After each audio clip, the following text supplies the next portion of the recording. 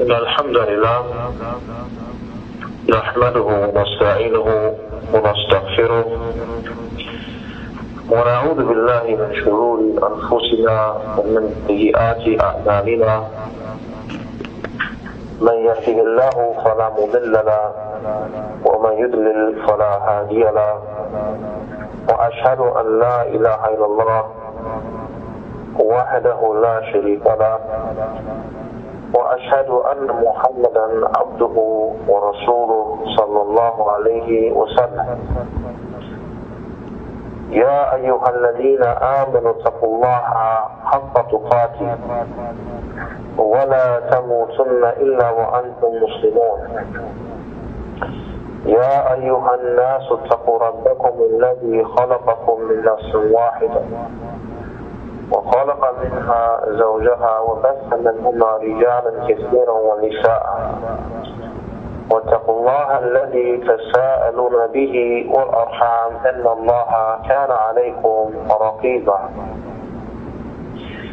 يا أيها الذين آمنوا اتقوا الله وقولوا قولا سديدا يصلح لكم أعمالكم ويغفر لكم ذنوبكم ومن يطع الله ورسوله فقد فاز فوزا عظيما. أما بعد فإن أصدق الحديث كتاب الله وخير الهدي هدي محمد صلى الله عليه وسلم وشر الأمور محدثاتها وكل محدثة بدعة وكل بدعة ضلالة وكل ضلالة في النار. مرحبا بكم جميعا، أهلا وسهلا. We continue with the works of Al-Imam Al-Shawkani rahimahullahu ta'ala, dealing with the reasons and the causes of fanaticism and that which causes people to leave off being just.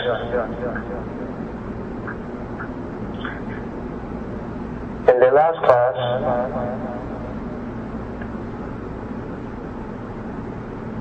we covered the fifth reason,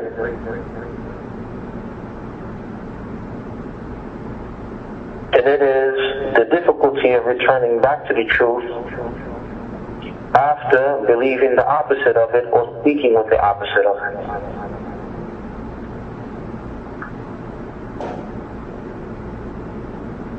If you find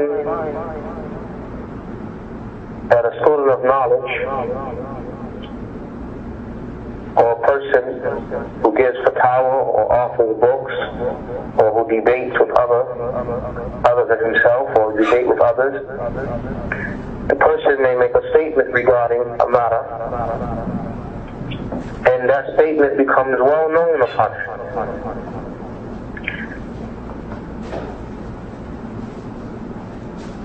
But then it becomes apparent that the statement was incorrect. At times it is difficult for this individual to leave off the statement that he has made, that has become famous upon him, to return back to that which is in opposition to this statement. And Imam Al-Shawkani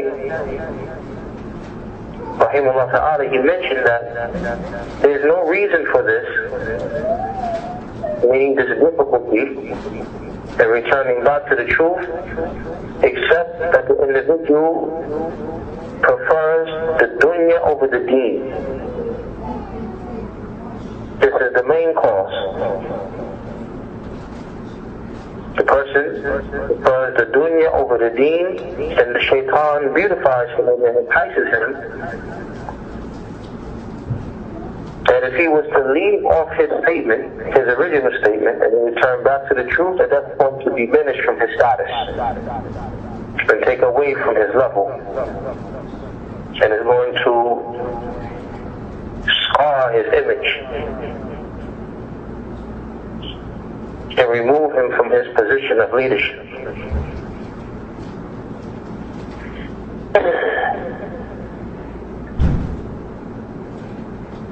This, which comes from the shaitan, of enticing the individual with these evil enticements, this is falsehood. As we covered the statement of Umar bin Khattab radiyallahu anhu,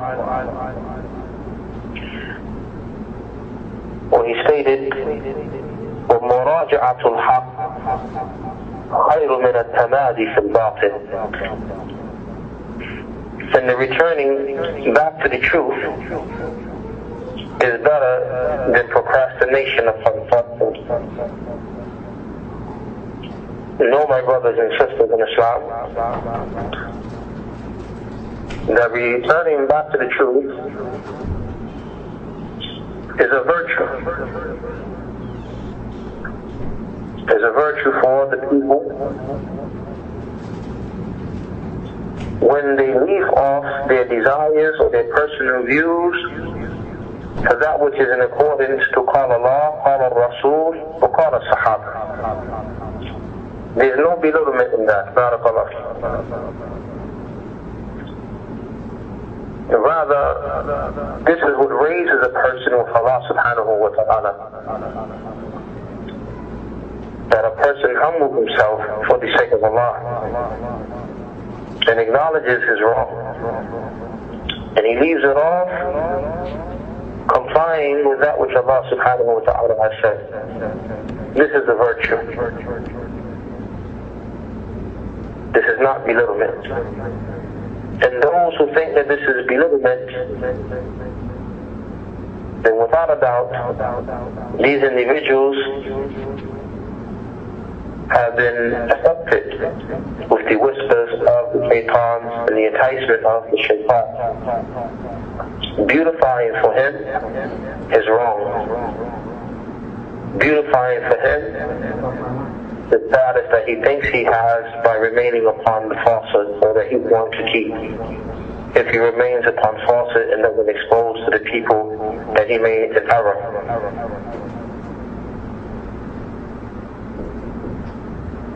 Be aware of being a person who is an arrogant, argumentative fanatic.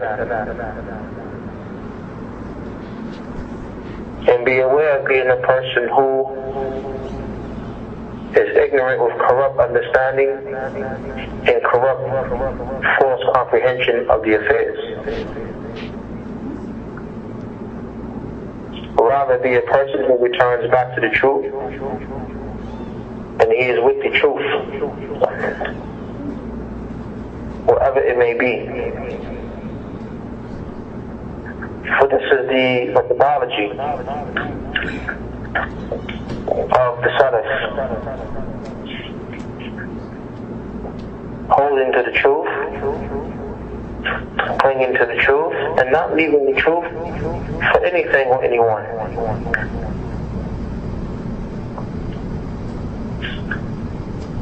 For the truth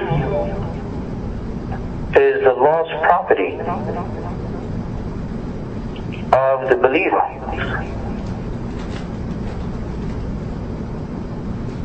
So we want the truth. And whoever brings to us the truth, even if it is someone who is an enemy to us, even if it is someone who has lesser status than us, or the person is younger than us, or the person's level of knowledge is lesser than ours, we accept the truth that is presented. And this leads to the sixth reason for people leaving off being fair.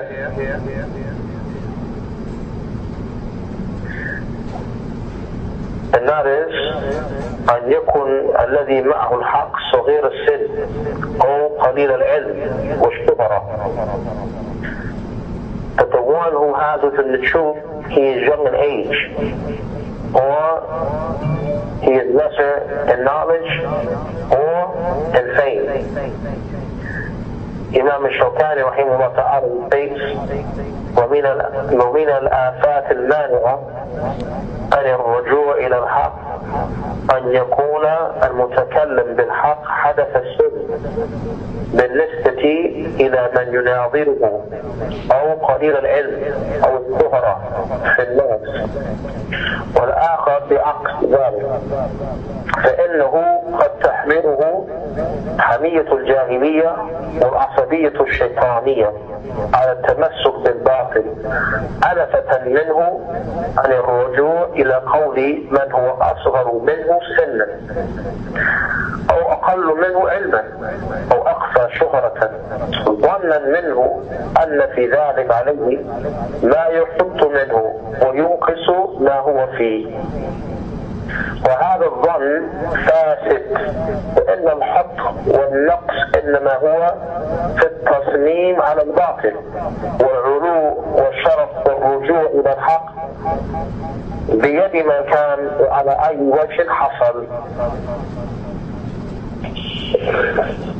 Imam al-Shawkani rahimahullah, he mentioned that from the evils and others which prevent the person from returning back to the truth, that the one who speaks with the truth is young in age in relation to the one who he debates, or he is lesser in knowledge or in fame amongst the people. But the other is the opposite, meaning the one who this youth is presenting the truth to, or the one who has the small amount of knowledge and he's not as famous as the other amongst the people, the one he's presenting the truth to is the one who is older in age, or the one who has more knowledge, or he is the one who is the well-known individual amongst the people. So because this individual,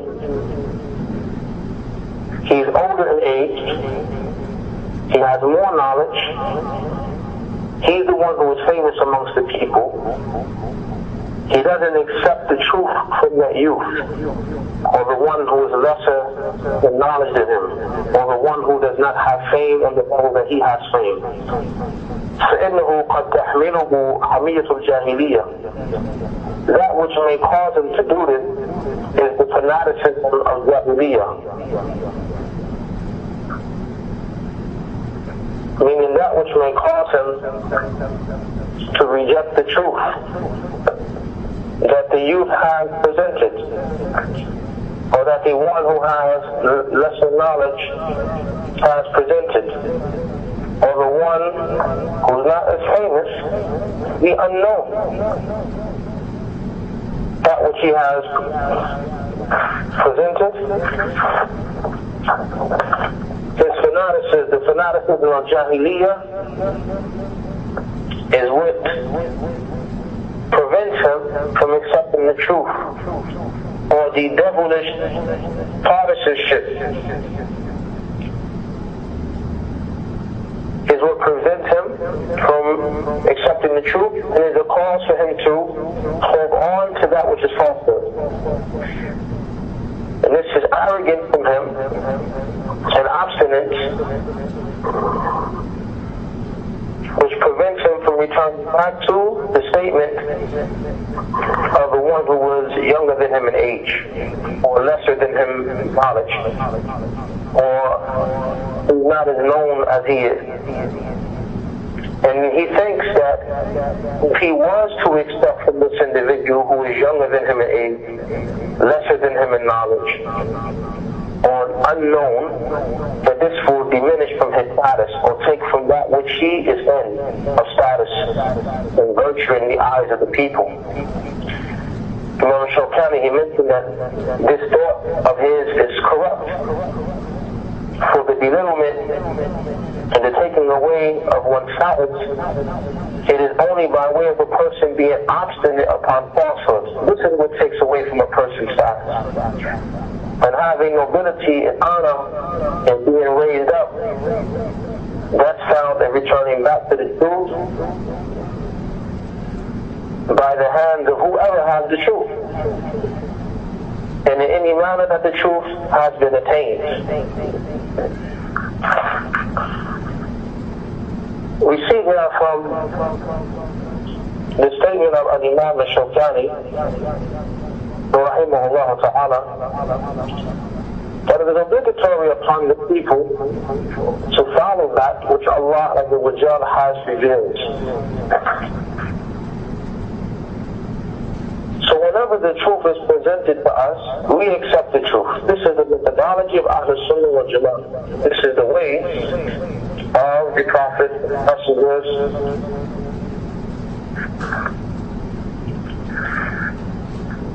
alayhi wa salatu wa salam. قال عز وجل اتبعوا ما أنزل إليكم من ربكم ولا تتبعوا من دونه أولياء. Allah, He commands, follow that which has been revealed to you from your Lord, and do not follow other than the awliya. A commandment from Allah subhanahu wa ta'ala to follow that which has been revealed. For the truth is from Allah, and honor is in following the truth. The truth comes from the Messenger of Allah sallallahu alayhi wa sallam, and the honor is in following that truth. And the truth is that which the Sahaba radiallahu anhum ajma'een were upon, and the honor is in following that truth.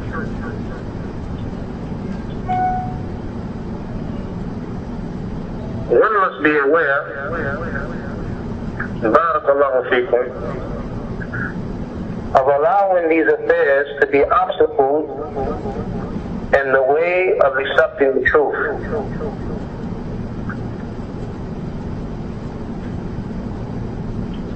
For if an individual leaves off the truth knowingly,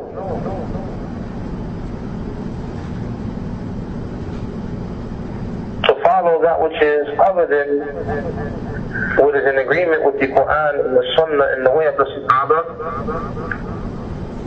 then this individual is upon the path of the shayateen.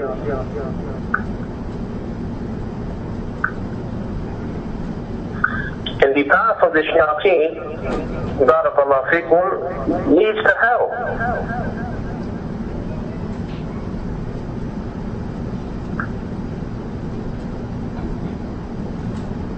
Why would one sacrifice his position with Allah subhanahu wa ta'ala and jeopardize his position with Allah subhanahu wa ta'ala in order to remain noble in the eyes of the people?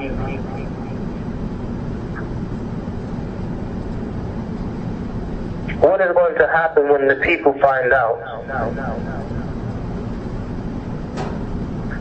that you've been concealing the truth all of this time?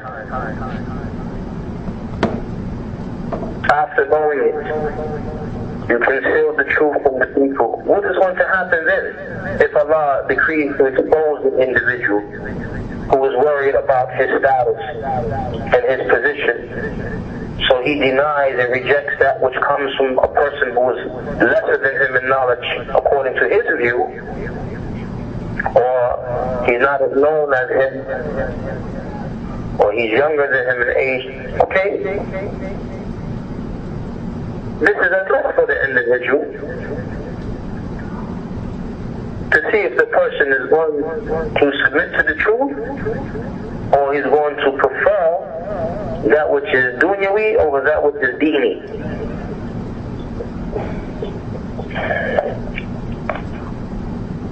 When we look at the Prophet sallallahu alaihi wasallam, he accepted the truth from his Sahaba when he presented it to him. even if it was against that which he, sallallahu alayhi wa sallam, said or did, or held to be the correct view. We covered in the last class the narration of Dhul Khuwaisirah, when the Prophet sallallahu alayhi wa sallam, he made a mistake in the prayer and shortened the prayer. When Dhul Khuwaisirah corrected him, sallallahu alayhi wa sallam, the Prophet accepted the correction. And he fixed the mistake that was in the prayer. The Prophet sallallahu alayhi wa sallam, his status is greater than anyone's status among mankind. Allah has made him the master of the children of Adam. As the Prophet sallallahu alayhi wa sallam, he mentioned, أَنَا سَيْرُ بِنِ آدَمْ يَوْمَ الْقِيَامَةِ وَلَا فَخْرٍ. I am the master of the children of Adam on the day of judgment without any bragging or boasting. So there is no one whose status is greater than the status of the Prophet sallallahu alaihi wasallam.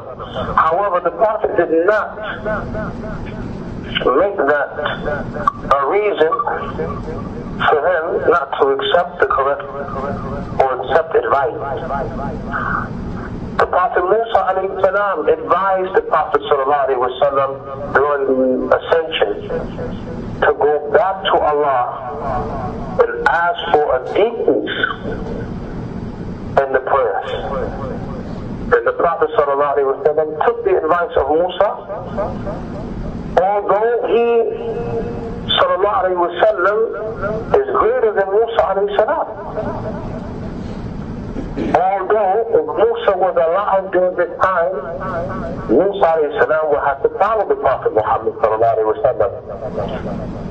As the Prophet sallallahu alaihi wasallam, he said to Umar ibn Khattab, when Umar ibn Khattab brought to him some pages in the Torah, and he mentioned sallallahu alaihi wasallam, لو كان أخي موسى حيا لا نطيعه إلا أن يتبعني. That if my brother Musa was alive, it would not be fit him to do anything except to follow me.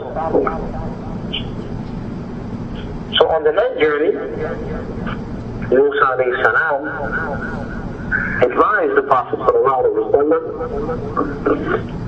to go back to Allah and ask for a decrease in the prayer, and he did it. We have an example in the matter of the trench, of the battle of the trench. The trench that was dug around Medina, that came as a result of advice from Salman al-Farisi, if my memory serves me correct. That came as an advice of Salman al-Farisi, radiyallahu anhu, to build a trench around Medina as a means of protection for the people of Medina. The advice of the wife of the Prophet sallallahu alaihi wasallam to cut his hair and slaughter his animal, and then the Sahaba will follow. After he commanded them to do so, and they were hesitant, as the scholars mention, not out of disobedience to the Prophet sallallahu alaihi wasallam, but as a means or due to them hoping that Allah will send down other revelations for them to continue on with the rituals of the pilgrimage. But when the Prophet ﷺ went in to his family and expressed what took place, and they advised him, you go and cut your hair and slaughter your animal, and the Prophet did so. And then the Sahaba, they followed immediately after. The point on the shahid from these examples is that the Prophet ﷺ, he took knowledge and the truth from those who were lesser than him in status. So when we don't accept the truth, because we say, well, that individual is unknown. Okay, what does that have to do with the truth that is being presented? or that individual, he doesn't really have any knowledge, he didn't study anywhere. Okay, fine, but what he's saying is the haqq. Or that individual, he's a youth, and I'm an elder. What does that have to do with the truth that's being presented? What does that have to do with the haqq? Musa alayhi salam,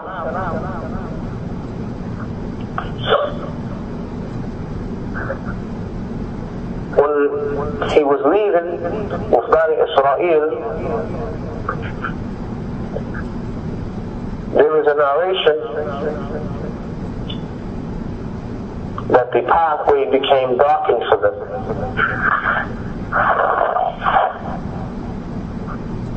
And when this pathway, or when their pathway became darkened for them, Musa alayhi salam, he questioned as to the reason of this matter.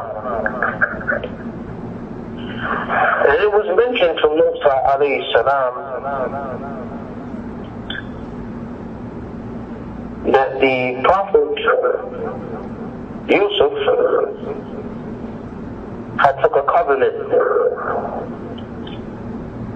with the people of Bani Israel, that if they were to leave Egypt,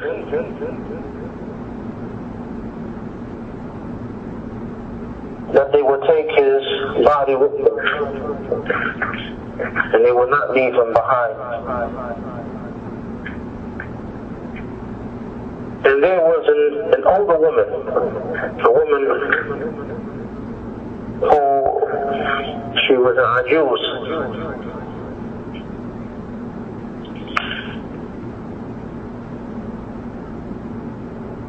She came and mentioned that she knew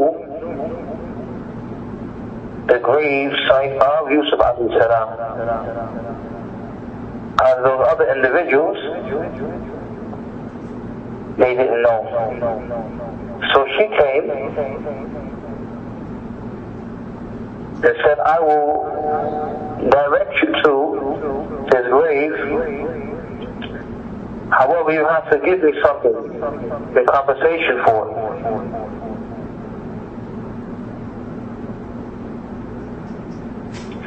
And he said, what is this that you want? She said that I be with you in the palace.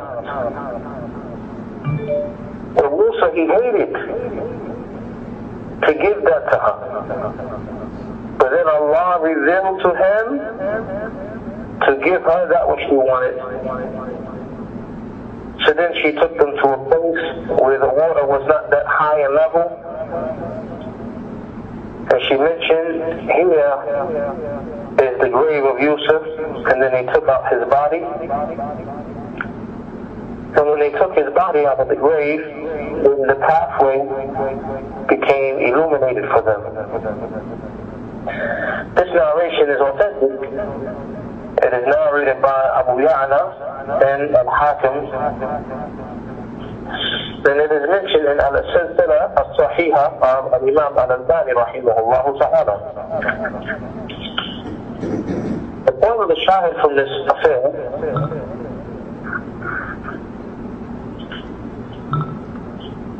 is that here an older woman, an elderly woman in age, are Jews, addressing the Prophet Musa alayhi salam. And she will not help them until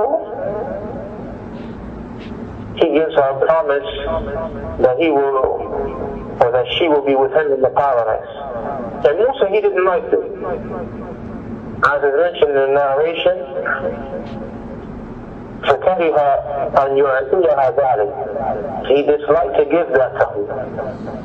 But then Allah revealed to him to give her that. So her request, barakallahu feekum, or the stance that she took, I could say, Allah Azza wa Jal confirmed her stance and agreed with her stance to the point that He revealed to Musa, give her what she wants.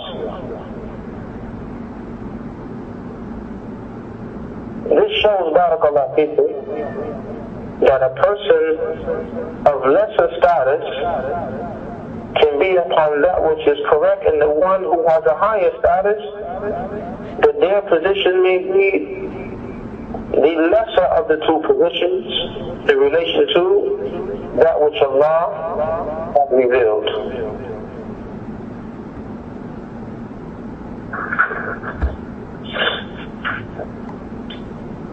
We have examples with the Sahaba radiyallahu anhum ajma'een. Abu Musa al-Ash'ari, he sought permission to enter upon Umar ibn Khattab, but he got no response. He went back. Umar came out and questioned who was that at the door, and it was mentioned Abu Musa al-Ash'ari, and Umar asked him, why did you leave? And Abu Musa mentioned in the narration where the Prophet stated that if you seek the permission 3 times to enter and is not given to you, then return. And Umar said, bring 2 witnesses or I will punish you. And Abu Musa al-Ash'ari, he brought 2 witnesses to that which he said, and Umar radiallahu anhu, he stated that he was busy with the marketplace, meaning that's why he was not aware of that narration. But he accepted the narration. And it came from someone who was of lesser status than him. For no one has a greater status than Umar ibn Khattab in this ummah, except for the Prophet sallallahu alaihi wasallam and then Abu Bakr radiallahu anhu. Umar ibn Khattab, after the Prophet sallallahu alaihi wasallam, is the second greatest Muslim of the Muslim ummah, of the Prophet Muhammad sallallahu alaihi wasallam. Abu Musa al-Ash'ari, lesser than him in status. But yet Umar ibn Khattab accepted the narration and acknowledged or spoke with that which explained, which is possibly a reason why he missed out on that narration. أين نحن من هؤلاء السلف? Where are we from the likes of these salaf that accepted the truth? Even in the narration with Abu Hurairah radiallahu anhu, where the Prophet sallallahu alayhi wasallam placed him in charge of guarding the zakat al-fitr. And the individual came and stole from the zakat al-fitr. And Abu Hurairah called him and said, I'm going to take you to the Messenger of Allah. And he put forth his excuse of why he was stealing. Abu Hurairah let him go. Seen the Prophet the next day. The Prophet said, what did you do with your companion? Abu Hurairah mentioned the matter. The Prophet said he will return. And it happened again the next night. And the same affair took place. The Prophet sallallahu alaihi wasallam seen in the morning after, what did you do with your companion? Abu Hurairah mentioned what happened. The Prophet said, indeed, he will return. And then the last time, when he got caught stealing, he told Abu Hurairah, I will teach you. And if you recite it at night, you'll have a protection for you until the morning. And he mentioned ayatul kursi. When Abu Hurairah radiallahu anhu went to the Prophet sallallahu alayhi wa sallam and mentioned this, the Prophet said, Sadaqaka wa kennahu kadoob. That he spoke the truth to you, however, he is a habitual liar. So the Prophet confirmed that the shaitan, he spoke the truth. Even though shaitan is an enemy. As Allah mentions, وَلَا تَتَّبِعُوا خُطُوَاتِ الشَّيْطَانِ إِنَّهُ لَكُمْ عَدُوٌّ مُبِينٌ. And do not follow the footsteps of the shaitan. Indeed, he is an open enemy to you. But in this situation here, he spoke the truth. And the Prophet ﷺ acknowledged and confirmed that he spoke the truth. And this is from the greatest enemy to mankind. Now, we do not take from this narration that is allowed to go and seek out the shayateen to learn from it, or use this narration in the manner that the Hizbis use this narration, and the people of innovation, that we can sit with anyone and take the knowledge from them and leave off the doubt. Because Abu Hurairah, he learned from the shaitan. No, We do not understand the narration to be that way. Abu Hurairah was not seeking any knowledge in this situation. Rather, knowledge reached him from the shaitan. So the point is, if knowledge comes to us, and not us going to the enemies or to the people of innovation to seek from them, but they may say something and it reaches us.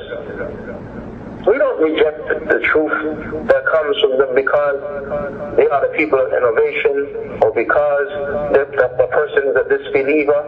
The Prophet ﷺ accepted what was mentioned to Aisha radiallahu anha regarding the punishment of the grave from the Jewish woman.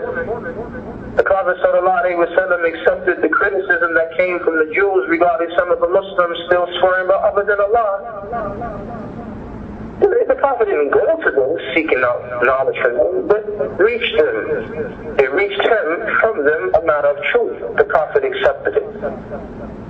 So the narration of Abu Hurairah and the shaitan is not to be used as the Hizbis use it, saying that we can go amongst the people of innovation and seek knowledge from them and take the good and leave the bad. No, we don't go to the people of innovation to seek knowledge from them. But if a person of innovation happens to say something that is correct and it reaches us, we accept that which is correct, even if it is a matter of criticism of us. A person of innovation may criticize the Salafis and say, some of the Salafis, they have with them such and such. And it's true. We don't deny the truth. Rather, we accept the truth and we fix the mistake. And we continue to refute the people of innovation and that which they are upon the falsehood. But unfortunately, in this day and time, we see this methodology being spread by some, where the people are being cultivated upon, you can't take knowledge, or even if the truth comes, make sure I phrase this correctly, if the truth comes from somebody that's not well known, we don't accept it. If the truth comes from somebody who is young in age, we don't accept it. If the truth comes from somebody who is not known to have a lot of knowledge, we don't accept it. Where is this methodology coming from?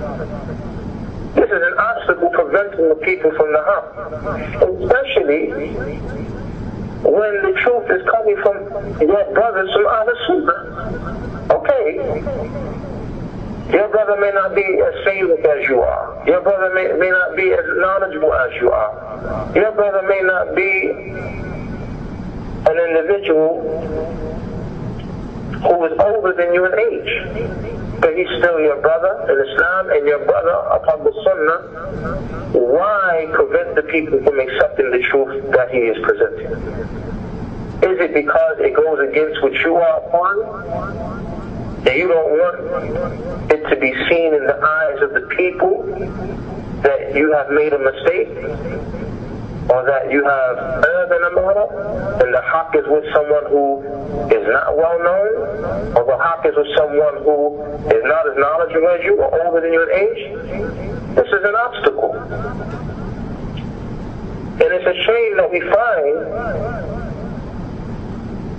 individuals who are supposed to be propagating the Sunnah being obstacles in the way of the Sunnah, using some of these affairs. America is a big place, and we do not have students of knowledge in every state of America. But yet we find individuals, they're using tactful speech to prevent people from benefiting from their brothers who are also students of knowledge, who are propagating the Quran and the Sunnah to understand what is Kaaba. So they make statements like, only take from those who are well known. And the unspoken word, but which is understood, don't take from those who are not well known. Okay, as the Sheikh mentioned, the scholars are not going to know everybody. The scholars are not going to know everybody. That's number one. Point number two, barakallahu feekum. when you have in these other areas, because Salafy is not restricted to specific areas, but when you have in other areas Salafi communities who may not have a well-known student of knowledge who's well-known to the Mashaykh and the likes, but there is a student of knowledge there who's teaching the people. When you say to the people, only take from the well-known, okay, so what is that community to do? Close their doors and they have to move to a place where the well-known student of knowledge is? What are they to do? Not take from the student of knowledge who's there, who's teaching from the Kitab and the Sunnah with the understanding of the Sahaba? What are they to do? What are these many masajid to do that are in other places other than the places where the well-known students of knowledge are? What are they to do? Because at times, the well-known students of knowledge, they don't go to those other communities because they're busy with their affairs in their communities, and maybe for other excuses they have that Allah knows best. But the reality is that they don't go to those other communities. So now the people who are there in those communities, benefiting the people, teaching the people from the books of the scholars, will you to say, don't take from them because they're not well known? Don't accept the truth from them? Person is teaching from Kitab al-Tawheed with the explanation, Sheikh al-Taymi, Sheikh Salih Fawzan, Sheikh bin Baz and others. Don't take that from him because he's not well known. Don't take that from him because he doesn't have a lot of knowledge. Then you come move to the community or send someone to the community to teach the people. Wallahi, ikhwan, these are obstacles that are being placed on the pathways preventing the people from the truth.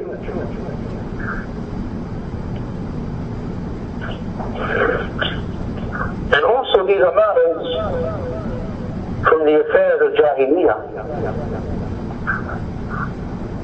Shaykh al-Islam Muhammad ibn Abdul Wahhab rahimahullah ta'ala, he stated, أن من أكبر قواعدهم الاغترار بالأكثر ويحتجون به على صحة الشيء ويستدلون على بطلان الشيء بغربته وقلة أهله. And from the greatest of the principles of the people of Jahiliyyah is being deceived by the majority and using the majority as a proof for the correctness of a matter and using as a proof for the falsehood or incorrectness of a matter that it is something strange or it is not the majority or the majority position.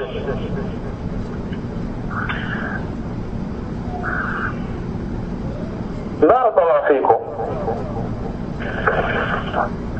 The statement or the aspect of using the majority, or we can also fall under this category those who are well known as a proof in itself. This is a big mistake in the matters of understanding of the religion.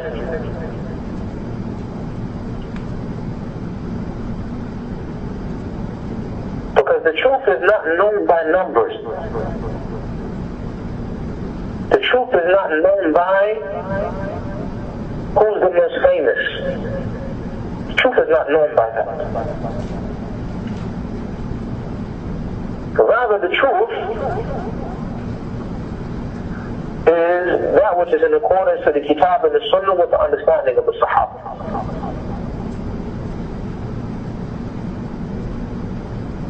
There is a narration on Abdullah bin Mas'ud radiyallahu anhu. He said, لا يكون أحدكم إما يقول أنا مع الناس يوطن أحدكم نفسه على أن يؤمن ولو كفر الناس.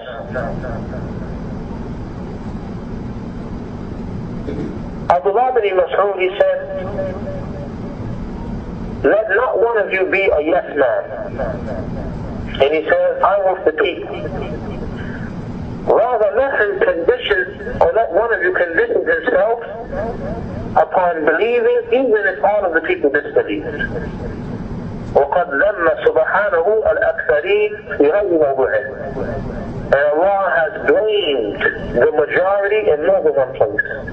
قال الله تعالى وإن تطع أكثر من في الأرض يضلوك عن سبيل الله. And if you were to obey the majority of those in the earth, they will lead you away from the path. They will mislead you away from the path of Allah. قال الله عز وجل وما أكثر الناس ولو حرصت بالمؤمنين. Allah says that most of the people will not believe, even if you try your hardest to get them to believe. Allah Azza wa Jal, He mentions, وَقَلِيلٌ مِّنْ عِبَادِيَ الشُّكُورِ, and few from amongst my servants are grateful.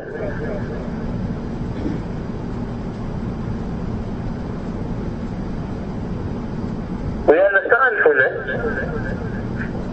that the truth is not based upon the majority in itself. Truth is based upon that which is in agreement with the Kitab and the Sunnah. Shaykh Rabi'a, Hafizahullah Ta'ala, he makes a beautiful statement. He said, هناك كلام يقوله العلماء يمكن أن نسميه قاعدة، وهو الرجال يعرفون بالحق ولا يعرف الحق بالرجال. Shaykh Rabi'a Hafidhullah Ta'ala, he stated, there is some speech that the scholars they say, and it is possible that we name it a principle. And it is that the men are known by the truth, and the truth is not known by the men. And the Shaykh goes on to explain the meaning of this principle. He said, لا نقول أنهم على حق إلا إذا وجدنا الحق يؤيدهم ونصوص القرآن والسنة تؤيدهم. We do not say that a group of men or people are upon truth, except in the case where we find that the truth aids them, and the text from the Quran and the Sunnah aids them. And then he went on to mention what is intended by the point that the truth is not known by men. He said, أن تجعل من الرجل هو قناة الوحيدة وتجعله ميزانا ومقياسا للحق، فما يقوله هو الحق وما لا يقوله هو باطل، وما يرفضه هو الباطل وقد يكون حقا، وما يقبله هو الحق وقد يكون على خلاف الأمر باطلا. إذا نحن لا نعرف الحق بالرجال، إنما نعرف الرجال بالحق. Shaykh Rabi'a Hafidhullah Ta'ala, he went on to explain the statement, and the truth is not known by men, meaning that you make a man, or you make the person your only pathway or passageway to the truth, or passageway of knowledge. You make him the scale of what's the truth. Let's pause for a minute. This is from one of the greatest scholars of our time, Shaykh Rabi'a, the bearer of the flag of Yahu Ta'deel, from the A'imma of Al-Sunnah wal Jama'ah in our time. Listen to his statement. He is criticizing those who make one individual or even a group of individuals to be added to excluding others, although the truth is with the others also. They make one individual to be their passageway. And this individual or group of individuals, these individuals are the scales for the truth. So whatever that person says, then they consider it the truth.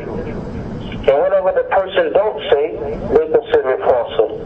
Whatever that person rejects, they consider it falsehood, even though it may be the truth. And whenever he accepts, they consider it to be the truth, even though it may be the opposite of that upon fasting. Therefore, as the Sheikh says, we do not know the truth by the men, but rather that we know the men by the truth.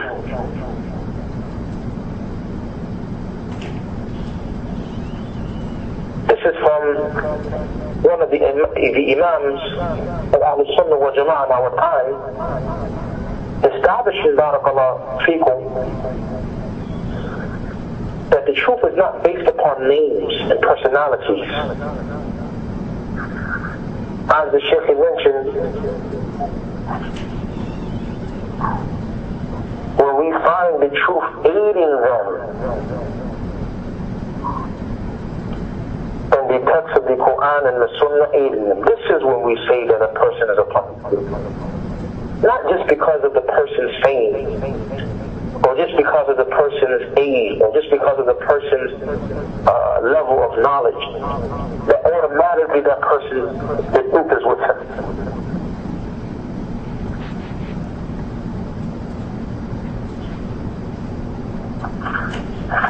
But unfortunately, we find some of the people who attribute themselves to Ahl Sunnah, they are cultivated upon this type of understanding, and they are cultivating others upon this type of understanding. And this clearly goes against that which we learn from our ulama.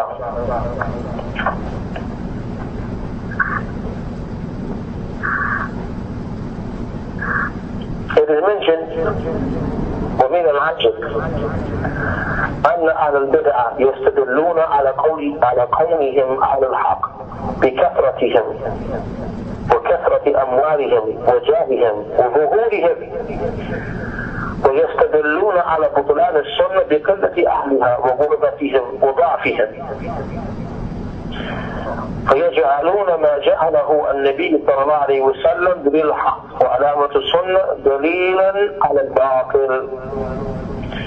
فإن النبي صلى الله عليه وسلم أخبرنا بقلة أهل الحق في آخر الزمان وغربتهم وظهور أهل البدع وكثرتهم، ولكنهم سلكوا سبيل الأمم في استدلالهم على أنبيائهم وأصحاب أنبيائهم بكثرة أموالهم وأولادهم وضعف أهل الحق.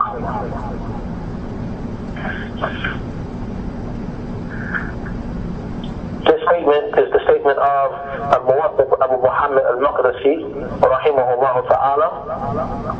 He says, from that which is amazing, the people of innovation use as a proof that they are the people of the truth, their abundance in numbers, and their abundance of wealth, and their status, and them being uppermost or apparent, or those who have the authority. They use it as a proof that they are the people of the truth. And they use as a proof to declare the Sunnah to be falsehood, that the people of the Sunnah are the minority, and that they are the strangers, or they use their weakness as a proof that they are upon falsehood. So they make that which the Prophet made a proof for the truth and a sign of the Sunnah, they made it to be a proof upon falsehood. For the Prophet ﷺ informed us that the people of the truth will be the minority in the last of times, and that they will be the strangers. And the Prophet ﷺ informed us of the appearance of the people of innovation and their magnitude and number. However, these individuals have traversed upon the path of the nations of the past, and how they use proofs and evidences against their prophets and the companions of their prophets by mentioning the abundance of their wealth, or the abundance of their children, and the weakness of the people of truth. All of this to show, barakallah people, using these secondary issues or abstract matters, or I should say tangible affairs,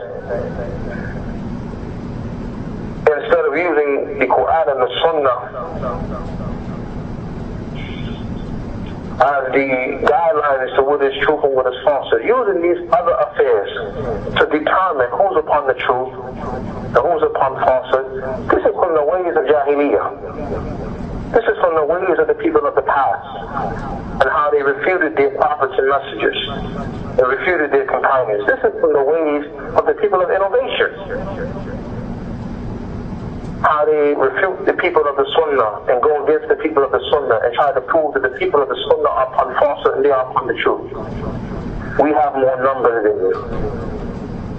We are more famous than you. Our status is greater than yours. We have more wealth than you. Our masjids are bigger than you, and the likes. This is from the affairs of Jahiliyyah.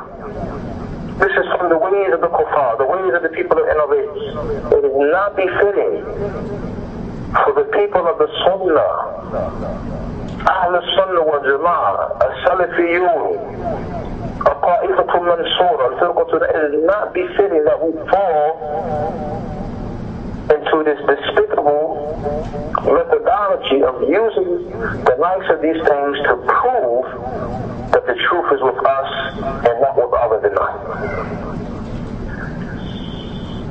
It is sufficient for us to say Allah said, the Messenger said, the Sahaba said, and this is what we are on in our stance on this matter from the affairs.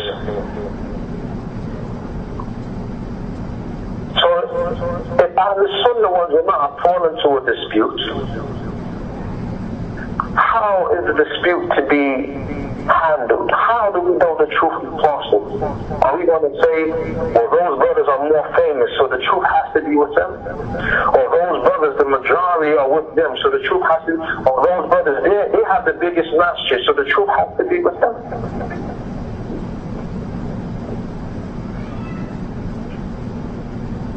لا يا إخوان وأخوات.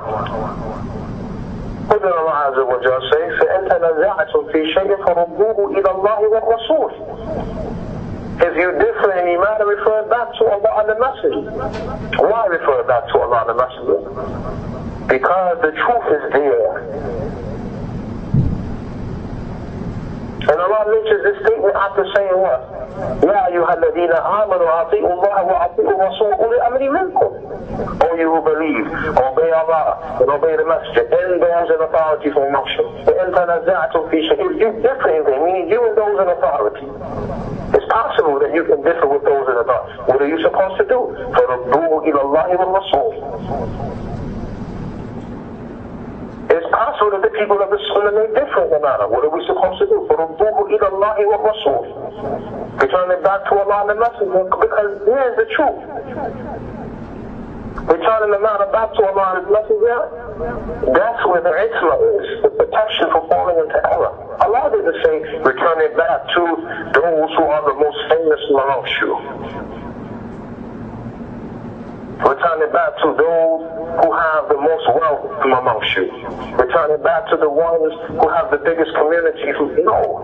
Return it back to Allah and the Messenger. But who are the ones who hold the knowledge of the Kitab and the Sunnah? The ulama. The ulama. I was in a gathering, a private sitting with some of the mashayikh from them, Sheikh Abdullah al-Najmi, Sheikh Sulaiman al-Ruhuli, Sheikh Muhammad Aqur, and there were others from students of knowledge who were present. And one of the things that was mentioned by Sheikh Sulaiman al-Ruhuli, Hafidhahullah Ta'ala, is that a problem that we have amongst the Salafis is that we do not return matters back to the scholars who are the ones who are qualified to deal with the matters. And when individuals who are not scholars go to try to handle these affairs, which they are not qualified to handle, this is where the problems increase and they continue on. Returning back to the ulama who know Qala Allah, Qala Rasul, this is the methodology, because going back to them, we're not going back to them for who they are as people or what their names are or what region they're from. We are returning back to them because they are the ones who hold and carry what Allah said and what the Messenger said. So even in this matter, it's still not the personality why we're returning back to a scholar. It's what they possess of the knowledge of the deen is why we return back. فَاسْأَلُوا أَهْلَ الذِّكْرِ إِن كُنتُمْ لَا تَعْلَمُونَ. Ask the people of knowledge when you don't know. Look how Allah describes it, the people of knowledge. So it shows that we're going back to them to ask them and to refer the matters back to them because they are the people of knowledge. So the matter is still returning back to that truth, not the personality, not being known and famous. It's the matter of the truth.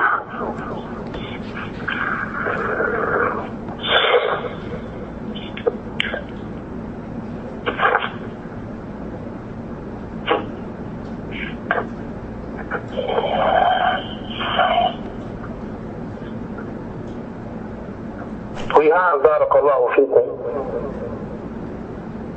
a statement from Shaykh al-Islam Ibn Taymiyyah rahimahullah ta'ala. He stated,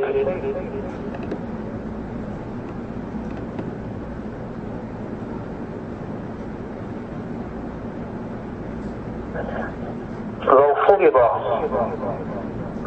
أن علمنا أن الناس لا يتركون المنكر ولا يعترفون بأنه منكر لم يكن ذلك مانعا من إبلاغ الرسالة وبيان العلم. قال ذلك لا يسقط وجوب الإبلاغ ولا وجوب الأمر والنهي. He said, if we were to mandate or to say for sure that we know that the people will not leave off evil, nor will they acknowledge that it is evil, that is not an obstacle. An obstacle in the way of conveying the message and clarifying the knowledge. Rather, that does not remove the obligation of conveying the knowledge, nor does it remove the obligation of commanding the right and forbidding the wrong. And I say this as I mentioned the statement of Shaykh al-Islam Ibn Taymiyyah rahimahullah ta'ala as an advice to the people who are being oppressed and are being warned against unjustly, and who are not being accepted by the people because of these unjust warnings and the likes. Do not allow that to stop you. Do not allow that to stop you from conveying the truth, from conveying the message. Even if nobody accepts the message from you, it is still upon you to convey the truth. It is still upon you to clarify the knowledge. For the people accepting or rejecting, or as Ibn Taymiyyah states, the people not leaving off evil and not acknowledging the evil, that's not an excuse to abandon the obligation of conveying the knowledge and commanding the right and forbidding the wrong. Regardless of what the people do, what the people say, we still have to fulfill our duty and responsibility of commanding the right and forbidding the wrong with the conditions and conveying the knowledge with the mannerisms of conveying the knowledge to the people. As for what the people are doing of oppression,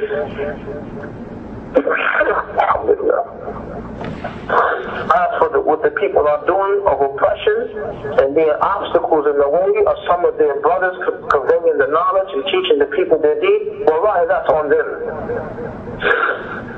That's upon them. And they have to stand in front of Allah subhanahu wa ta'ala for that. For those who convey knowledge to people and you were rejected because you're not famous, or you were rejected because you're younger in age than the individual, or you were rejected because you don't have more knowledge than the person you were conveying something to, don't let that stop you from doing what Allah has commanded you to do. And once you have done what Allah has commanded you to do, khalas.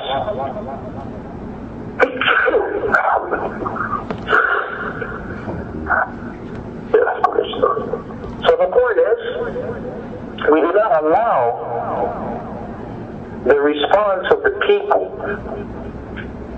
whether it is positive or negative, to affect us carrying out our duty to Allah subhanahu wa ta'ala. And we do what we are commanded to do. Seeking the face of Allah.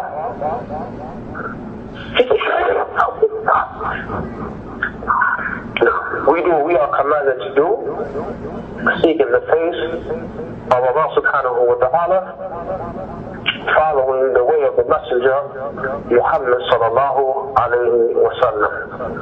Inshallah ta'ala, let's stop at this point.